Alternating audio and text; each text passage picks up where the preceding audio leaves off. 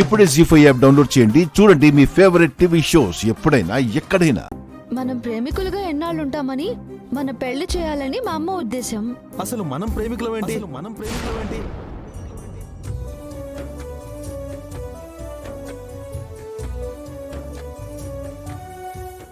అందరి దృష్టిలో మనం ప్రేమికులమే కదా. మరి అందరూ కామ్గా ఉంటే అత్తయ్య ఎందుకు మన పెళ్లి చేయాలని అంత తాపత్రయ పడిపోతుంది?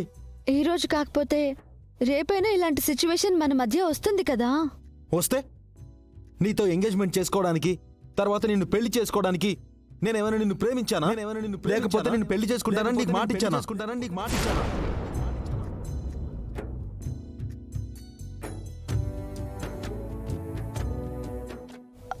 అది కాదు రాధా గారు. నువ్వు మాట్లాడుకో.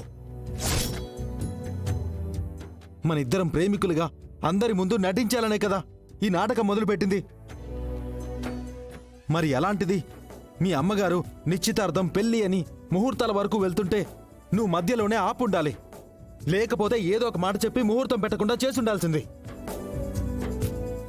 కానీ నీ పాటికి నువ్వు కామ్గా ఉంటున్నావు. ఎవరేం చెప్పినా తలూపుతూ చేస్తున్నావంటే నేనేమనుకోవాలి? నీకు తెలుసు నాకు పెళ్లిళ్ళంటే పడవు, అసలు వివాహ బంధం అంటేనే నాకు చెడ్డ చిరాకని. అవన్నీ తెలుసు కూడా నువ్వు అత్తయ్య గారిని ఎందుకు ఆపలేదు? ఇందాక అందరిలో మన ఇద్దరి మధ్య ఏమీ లేదని అరిచి చెప్పాలనిపించింది.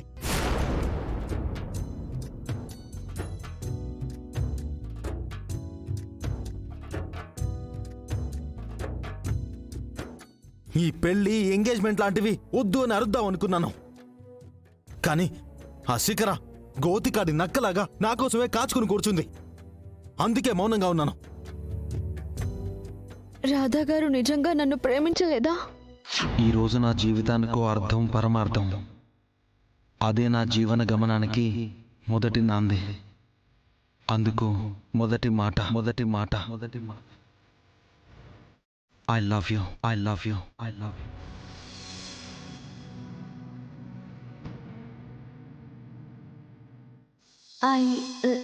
రాధా గారు.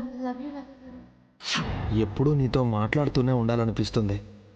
బహుశా ఇదే నిజమైన ప్రేమేమో. Krishna, really I love you so much.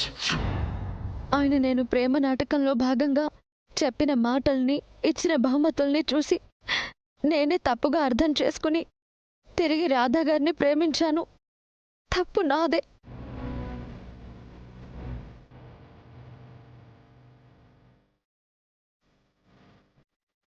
ఏం మాట్లాడవేంటి?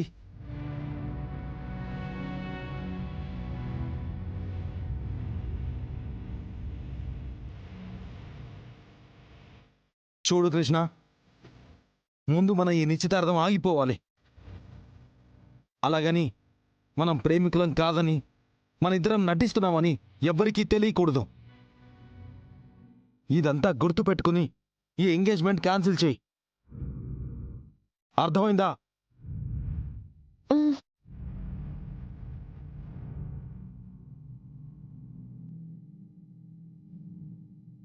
జీ5 యాప్ డౌన్లోడ్ చేసి అన్ని ఎపిసోడ్స్ పూర్తి ఉచితంగా చూడండి.